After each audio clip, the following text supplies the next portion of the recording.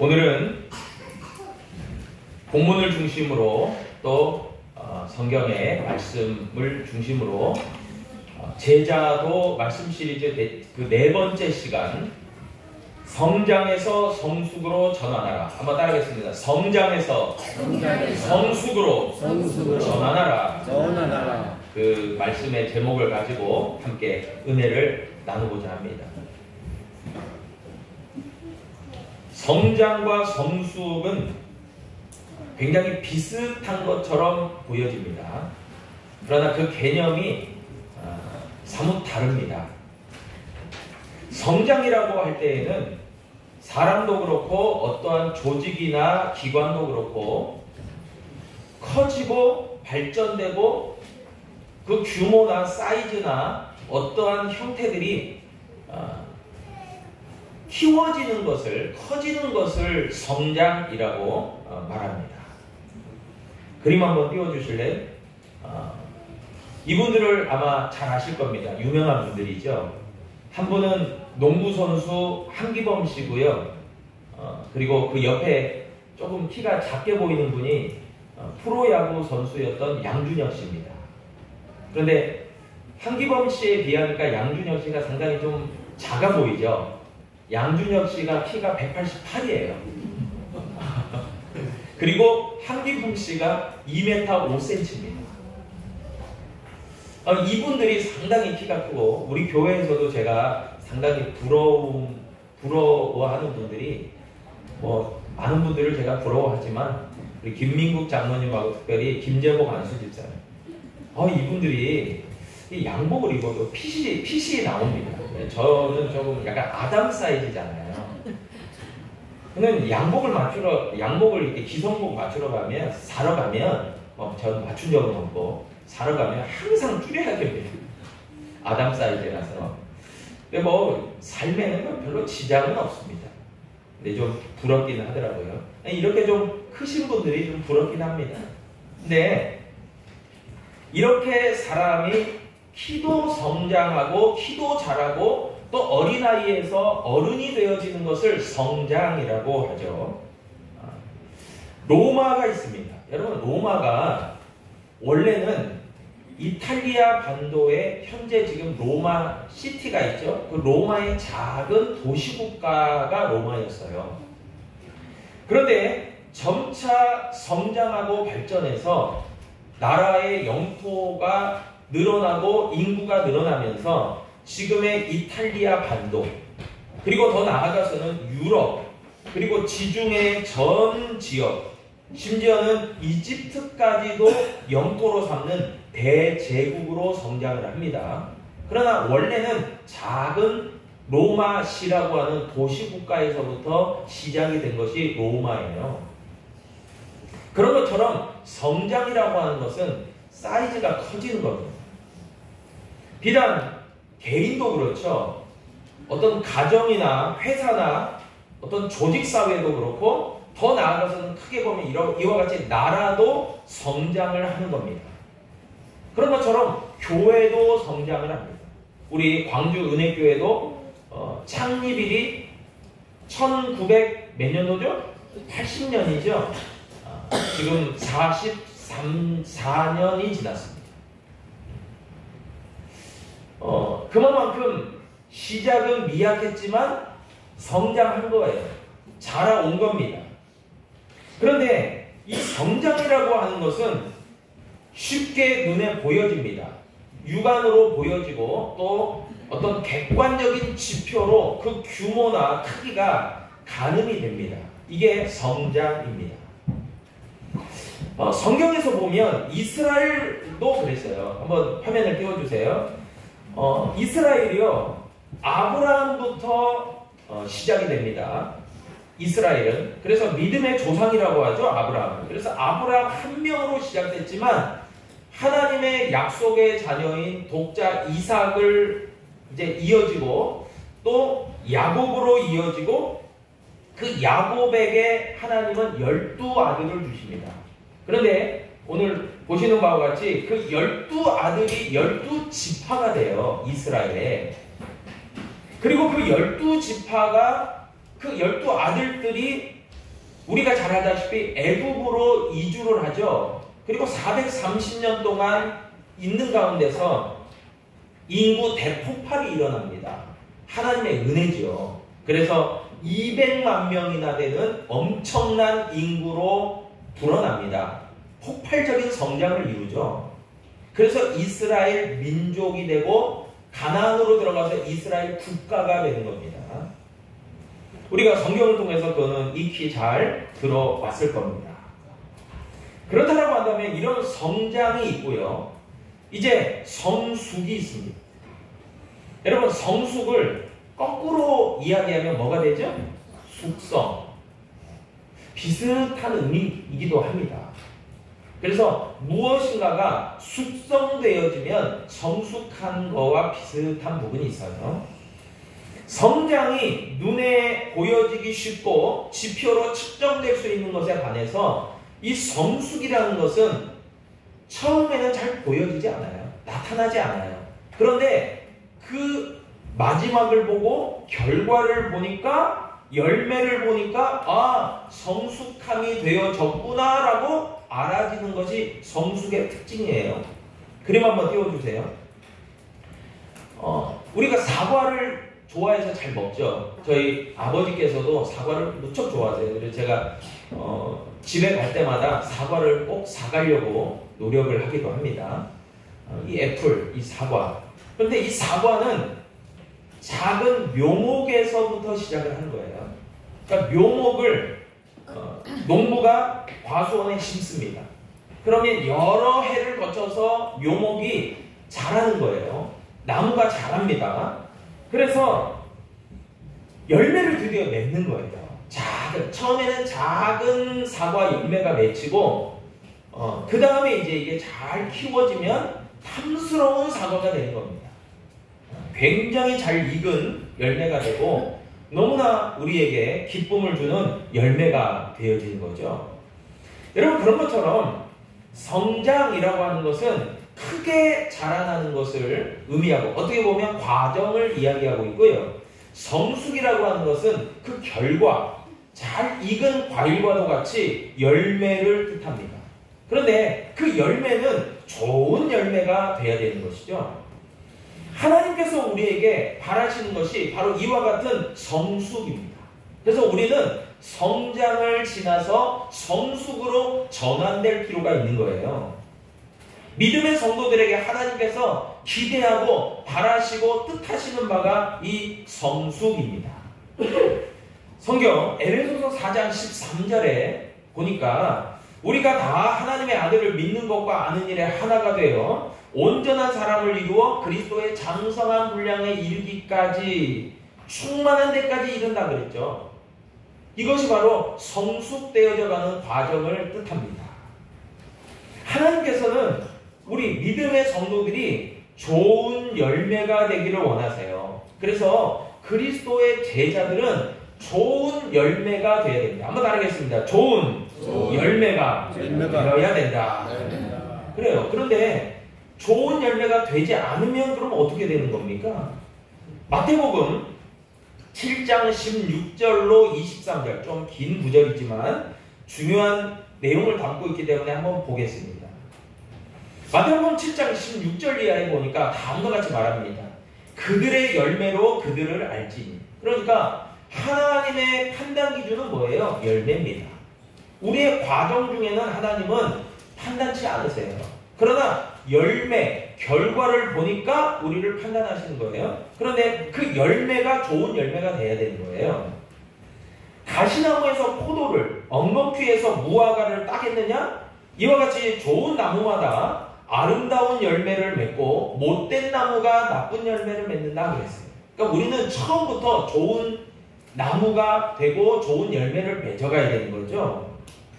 그런데 그렇지 못하고 나쁜 열매가 되어지면 그것들은 어떻게 됩니까? 불에 던져 사를 수밖에 없고 도끼가 있어서 찍혀 쓰러뜨릴 수밖에 없다는 거죠. 그런데 더러는 어떤 사람들이 나더러 주여 주여 하는 자마다 다 천국에 들어갈 것이 아니요 다만 하늘에 계신 내 아버지의 뜻대로 행하는 자라야 들어가리라 말씀합니다. 이게 무슨 말이냐면 스스로는 좋은 열매라고 생각하는 거예요. 좋은 나무, 좋은 열매라고 생각하고 내가 이만큼 내가 잘 해왔는데 라고 생각하는 거예요. 주여 주여 하면서 선지자 노릇도 하고 주의 일에 열심을 냈단 말이죠. 그런데 하나님의 판단은 어떻습니까? 나쁜 열매라는 거예요. 천국에 합당하지 않다는 거예요. 그렇기 때문에 우리의 어떤 좋은 열매라는 것은, 그리스도의 좋은 제자가 된다는 것은 누구에게 판단이 있어요? 하나님께 판단이 있는 거예요. 그래서 다른 말로 이야기하면 자기 의로는, 노력으로는 좋은 열매가 될 수 없어요. 오직 하나님께서 우리에게 주시는 능력으로 우리가 예수 그리스도의 의로 말미암아 좋은 열매, 좋은 그리스도의 제자가 되는 줄로 믿으시기를 바랍니다. 여러분, 그것이 성숙으로 나아가는 것이죠. 우리가 그렇기 때문에 반드시 좋은 열매가 되려면 우리가 잘 아는 바처럼 예수 그리스도라고 하는 좋은 나무에 접붙임 바 되어져야 돼요. 그래야만 우리가 성숙으로 나아갈 수 있습니다. 성숙을 결과로 이루어 나갈 수 있는 거예요. 그래서 좋은 열매, 좋은 성숙으로 이루기 위해서는 가장 먼저는 그 사람의 마음밭에 좋은 씨가 심겨져야 돼요. 그건 좋은 씨는 어떤 것을 가리킵니까? 하나님의 말씀이죠. 하나님의 말씀이라고 하는 좋은 씨가 심겨지고 그것이 점차 성장을 하고 자라면서 좋은 열매를 기대할 수 있는 거죠. 결국 가시나무나 엉겅퀴나 쭉정이에서 좋은 열매, 알곡을 기대할 수가 없습니다. 그래서 결국은 좋은 열매만이 농부의 창고에 들어갈 수 있는 거예요. 천국에 들어갈 수 있는 것입니다. 나쁜 열매, 쭉정이는 불에 던져질 수밖에 없는 신세로 전락할 수밖에 없는 거죠. 그렇기 때문에 여러분, 성장과 성숙은 온전한 사람을 이루어 그리스도의 장성한 분량에 이르는 것은 우리에게 절대적인 과제입니다. 한번 따라하시겠습니다. 다시 한번. 나는 좋은 열매가 되겠습니다. 아멘. 여러분, 좋은 열매가 돼야 돼요. 그게 성장과 성숙입니다. 그런데 성장과 성숙을 에 대한 필요성을 느끼고 깨달았다면 이제 시작을 해야 하잖아요. 그러면서 우리가 생각해 봐야 될 내용들이 몇 가지가 있습니다. 첫 번째는요, 먼저는 우리가 성장과 성숙을 이루기 위해서 정확하게 자신이 진단되어야 돼요. 그 말은 다른 말로 이야기하면 자기 자신이 수준이 어느 정도인지를 파악할 수 있어야 된다는 거예요. 그건 비단 개인도 마찬가지고 그 믿음의 가정도 그렇고 교회도 마찬가지예요. 다 진단이 되어져야 돼요. 그림 한번 띄워주실래요? 이게 ADHD에 대한 내용입니다. ADHD가요, 우리나라 말로 이야기하면 주의력 결핍 과잉 행동장애라는 증후군이에요. 그런데 이 ADHD가 굉장한 사회적 문제도 되고 있습니다. 이것이 신경 발달 장애인데 주의력 산만, 과잉 활동, 본능적인 행동이 특징이고 어린아이들이 4세 이전부터 나타나기 시작해서 12세 전후로 뚜렷하게 ADHD가 드러나요. 그래서 이것에 속한 아이들은 정리정돈이 안 되고 지각을 밥 먹듯이 하고 주의력이 결핍되고 그리고 단순한 규칙을 준수하는 게 너무 어려워요. 또한 자기중심적 사고를 하고요. 타인의 요구에 굉장히 무관심합니다. 자기 멋대로 하는 거죠. 그리고 내가 하는 행동이 타인에게 어떠한 피해를 주고 결과를 낳는지에 대해서 잘 몰라요. 인지를 할 수가 없어요. 그게 ADHD. 자기 감정도 제어가 잘 안 되고요. 과잉된 반응을 나타내고요. 무질서합니다. 여러분, 우리 주위에 좀 이렇게 방이 지저분하고 잘 안 되는 분들 혹시 있으시죠? 의심해 봐야 됩니다. 내가 과연 ADHD, 주의력 결핍, 과잉 행동 장애인가? 한번 의심해 봐야 돼요. 근데 이것이요, 비단 어린아이들에게만 속한 게 아니에요. 어른들에게도 ADHD가 있어서 일명 성인 ADHD라고 합니다. 몸은 자랐어요. 성인이 되었어요. 그래서 학교도 다니고 대학도 졸업하고 직장 생활도 하고 결혼도 하고 자녀도 낳았어요. 그런데 여전히 그 사람이 ADHD예요. 이 사람의 마음 상태는 늘 불안해. 불안하니까 뭔가 막 집착합니다. 뭔가 최선을 다하지만 늘 불안한 거예요. 그리고 올바른 인지 능력과 행동에 장애가 있어요. 그래서 성숙한 어른이라고 보기가 어려워요. 반응이 굉장히 그 말과 행동들이 막 폭발할 때가 있어요. 이로 인해서 많은 이들에게 피해도 주고요. 가장 안타까운 것은 가장 가까운 가족들인 남편과 아내, 자녀들에게 깊은 상처와 고통을 준다는 거예요. 그러니까 이 ADHD가요, 물론 상담요법, 심리요법, 치료, 그 다음에 약물치료 여러 가지로 개선될 수 있겠죠. 그러나 중요한 것은요, 정확한 진단이 우선이라는 거예요. 자기를 잘 모르고 고쳐나가려고 안 해요. 그래서 여러분 이것들이요, 영적으로 보면 우리들에게도 그대로 적용됩니다. 영적인 ADHD들이 있을 수 있어요. 오랫동안 신앙생활을 했고 오랫동안 내가 예수 그리스도를 알아왔지만 여전히 불안에 쌓여있고 여전히 다른 사람에게 주목하지 못하고 말과 행동은 과잉되어지고 주의력 결핍이 되는 사람들이 의외로 많다는 거예요. 그래서 많은 사람들이 큰 대형교회 메가처치에 그냥 숨어 지내는 그리스도인들도 의외로 많은 거예요. 자기를 잘 드러내려고 안 해요. 그냥 숨어 있는 거죠. 그러면 그냥 그 군중 가운데서 안정감을 느끼는 거예요. 그래서 반드시 이 사람들은 진단이 되어져야 돼요. 여러분, 우리가 병원에 가서도요, 내가 어디 아프다 했을 때, 아니, 전문가인 의사한테 진단을 받지 않습니까?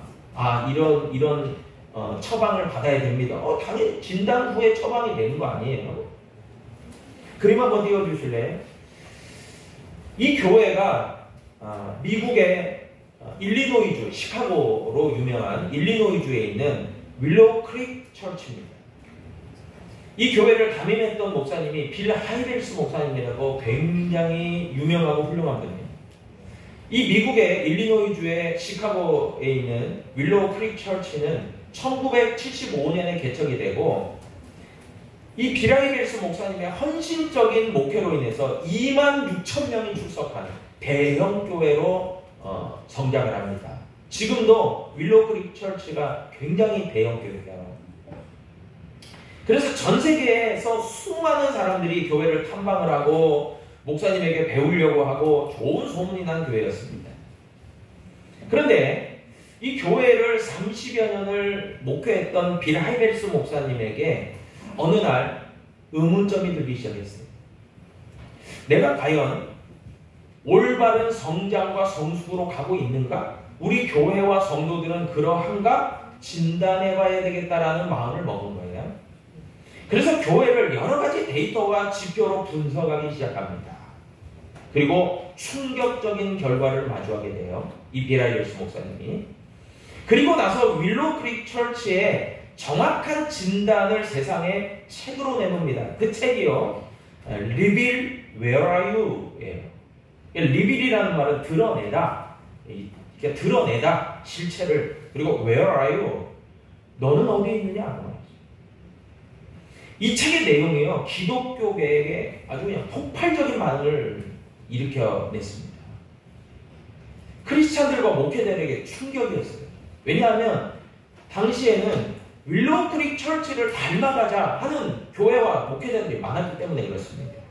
근데 이 책이 발간되고 출간된 그 배경은 뭐냐? 이 목사님이, 빌 하이벨스 목사님이 우리 교회가 2만 6천 명이 넘는 성도들을 출석하는데 과연 우리 성도들이 내적 치유와 성숙 지수가 얼마인지를 알아보려고 한 거예요. 그러니까 얼마만큼 건강한 교회와 성도냐, 성숙이 얼마나 되어졌느냐를 측정해 보고자 무려 3년 동안 10,000명에 달하는 성도들을 조사했고요. 120명을 1대1로 면담을 하고 이 책을 발간해낸 거예요. Reveal Where Are You? 그러면서 두 가지의 중요한 질문을 했다고 해요. 교인들에게. 당신에게 있어서 실제적으로 내적 변화가 얼마나 일어났습니까? 그걸 질문했고요. 두 번째는 그렇다면 당신은 그런 내적 변화 속에서 얼마만큼 성숙을 이루었다고 생각합니까? 라고 물어봤어요. 그런데 충격적인 결과가 나온 거예요. 그래서 이 비라이렉스 목사님이요, 이 결론에 도달하고 나서 몇 가지를 이제 생각하게 됩니다. 첫 번째는 32년의 목회 방향성이 문제가 많았다. 숫자적인 성공이 성공했을지는 모르지만 교인들의 성숙에는 성도다움으로 만들어가는 데는 부족하고 실패했다. 그래서 좀 더 자세하게 분석을 해보니까 수준 높은 프로그램과 성경 공부와 고강도의 훈련을 통해서는 어느 정도의 성장과 발전은 이루었지만 영적 성숙에는 미흡한 부분이 많았다. 그것을 결론으로 내놓게 된 거예요. 그러면서 윌로우크릭 교회 성도들에게 이런 결론을 이야기한 거예요. 교인들에게 필요한 것보다는 교인들이 정말 원하는 것을 채워주기 위해서 모든 것을 걸고 있었다라는 결론을 도출해낸 거예요.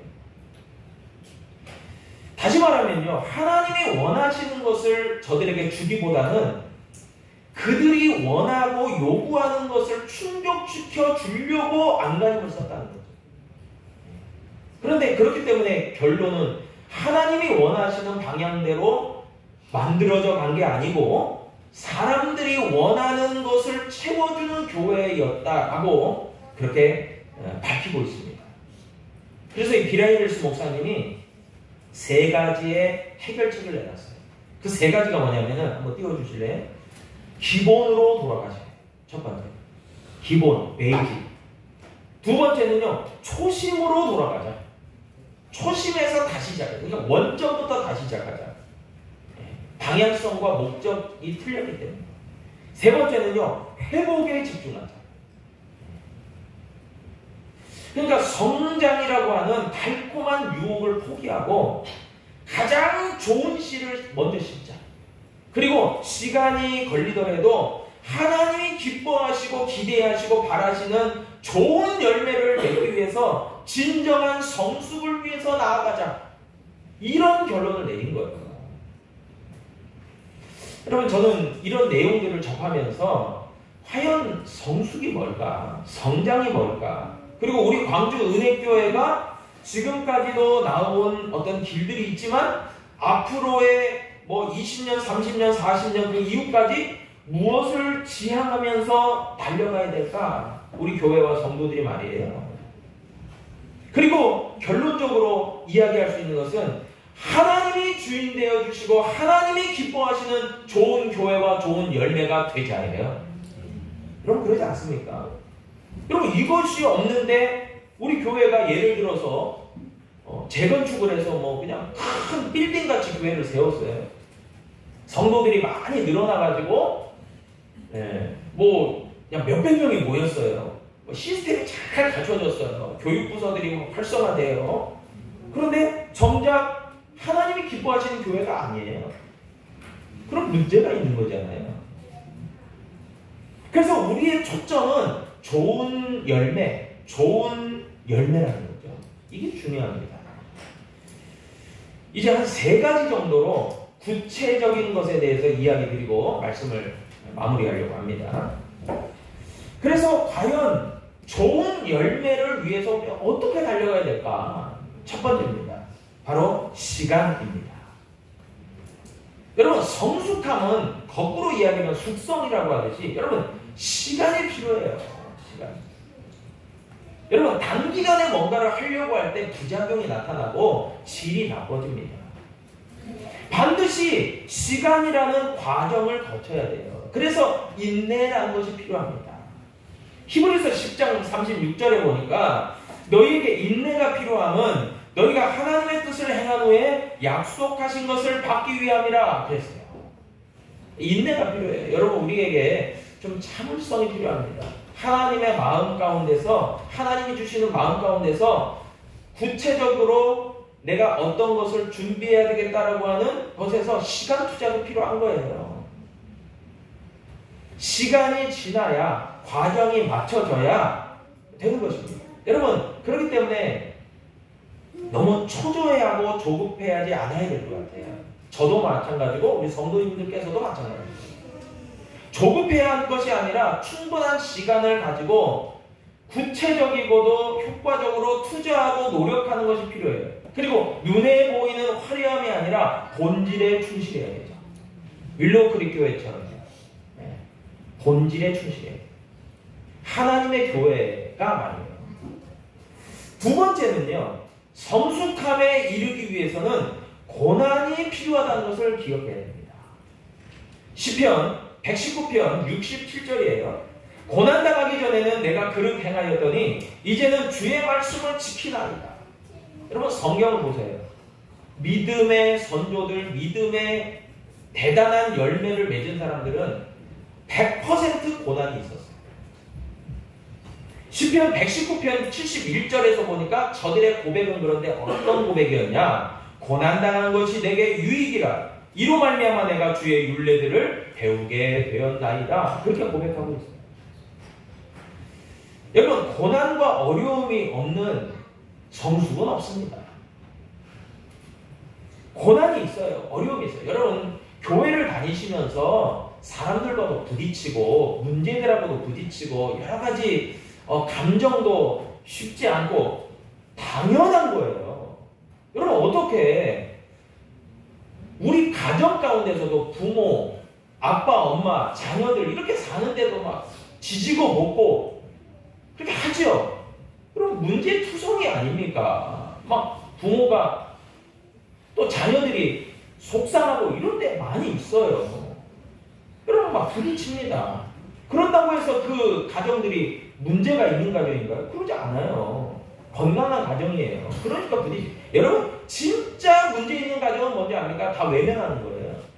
문제를 덮어버려요. 그리고 아무렇지도 않게 여기고 그냥 따로따로 생활해요. 그냥 너는 너, 나는 나. 근데 진짜 사랑이 있는 가정은 그래도 막 대화도 하고 부딪히고 싸우고 그럽니다. 우리 가은이 어디 있나요?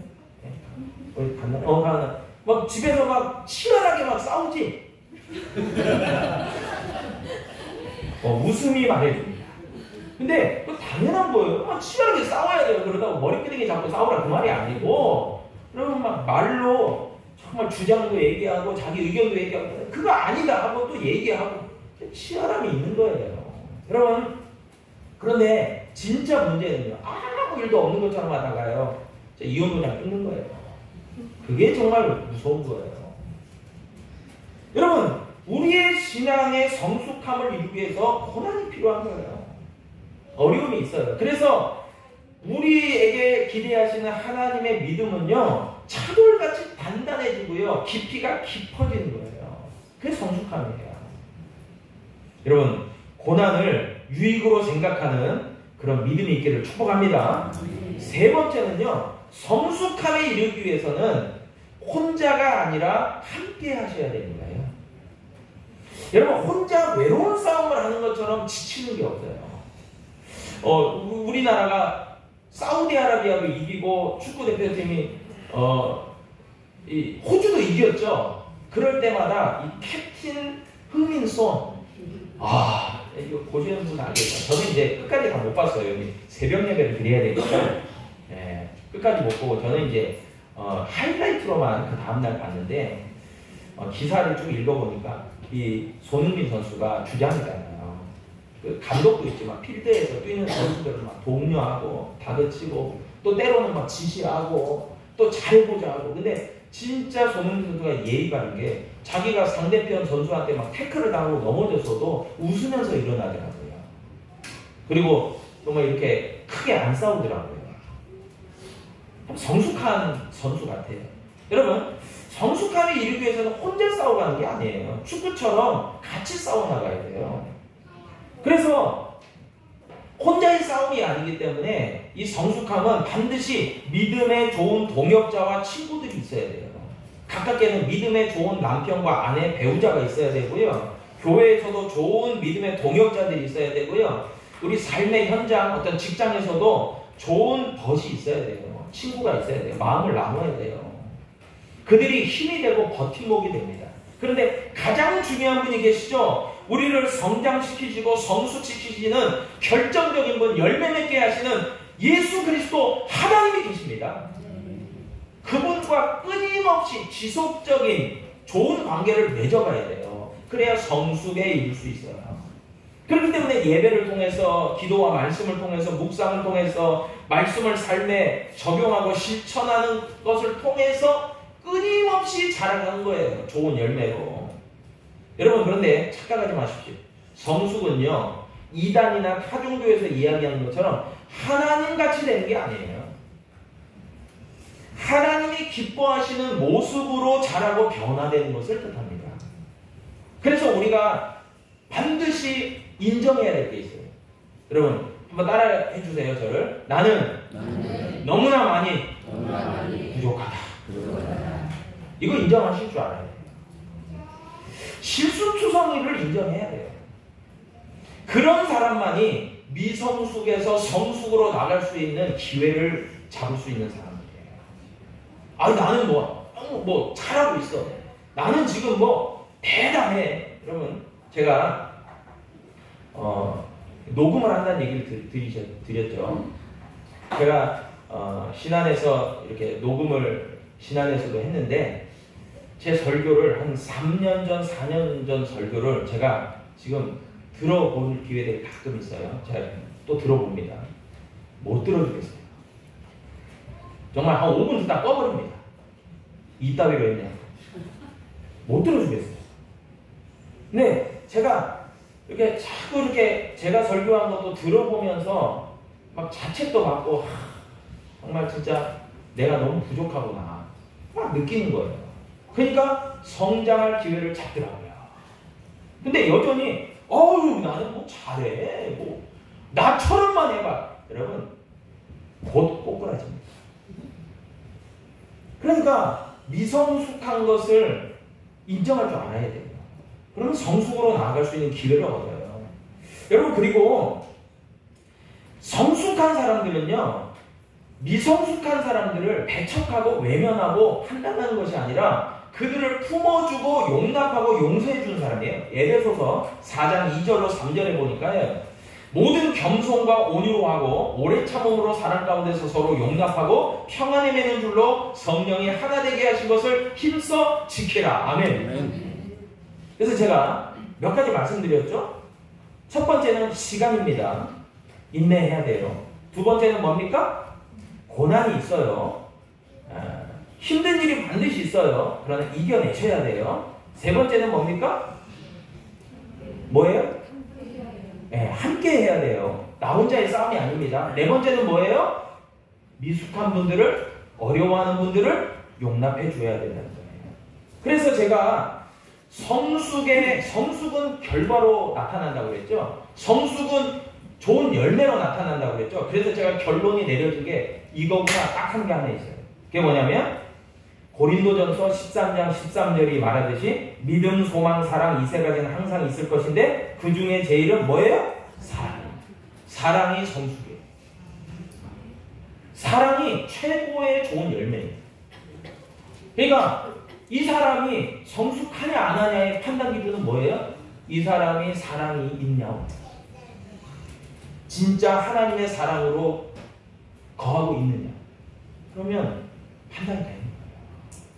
여러분, 오늘 짧은 시간 다 하지 못해요. 제가 준비한 내용의 뭐 한 반 한 것 같아요. 그러나 다음에도 기회가 있으니까 여러분, 시간은 넉넉합니다. 저 어디 안 갑니다.